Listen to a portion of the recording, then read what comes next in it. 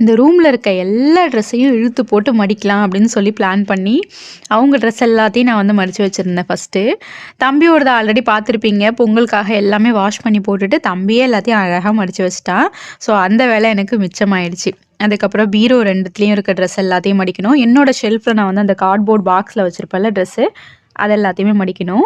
இந்த பீரோவில் பொறுத்த வரைக்கும் பார்த்தீங்கன்னா, டெய்லி வேர் தான். அதாவது டெய்லி நான் வீடியோக்காக யூஸ் பண்ணுற டாப்ஸ் அந்த மாதிரி ட்ரெஸ்லாம் கொஞ்சம் இருக்கும்ல, அதுதான் நான் வந்து இந்த பீரோவில் வச்சுருக்கேன். கொஞ்சம் ப்ளவுஸ் எல்லாம் வச்சுருக்கேன். ஸோ இதெல்லாம் வந்து வாஷ் பண்ண வேண்டிய அவசியம் இல்ல. ஏன்னா அடிக்கடி நான் யூஸ் பண்ணுறது, அப்பப்போ வாஷ் பண்ணிக்கிட்டே தான் இருக்கும் அப்படின்றதுனால, அத வாஷ் பண்ண வேணாம் அப்படின்னு சொல்லி, நான் வந்து அழகா மடிச்சு மட்டும் வைக்க போறேன். மர பீரோ பார்த்தீங்கன்னா, ஃபுல்லா சாரி தான். சாரிலயுமே வந்து டெய்லி வேர் சாரி கொஞ்சம் இருக்கும். கொஞ்சம் வந்து ஹெவியான சாரி இருக்கும். அதெல்லாம் சுத்தமா கட்டுறதே கிடையாது.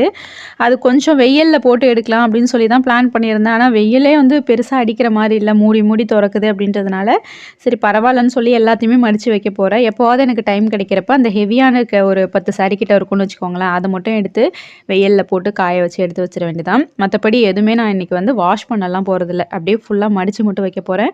இது எல்லாமே பார்த்தீங்கன்னா, ஷெல்ஃப்ல இருக்க என்னோட டாப்பு, டெய்லி யூஸ் பண்ற அந்த நைட் ட்ரெஸ்ஸு, நைட்டி இந்த மாரி தான் அதில வச்சிருக்கேன். மத்தபடி பீரோ 2மே இப்படி தான் இருக்கு. ஓவராலா பார்த்தா இப்ப எப்படி இருக்கு அப்படின்றத சொல்லுங்க. ஃபுல்லா எல்லாமே மடிச்சு வேலைய முடிச்சாச்சு.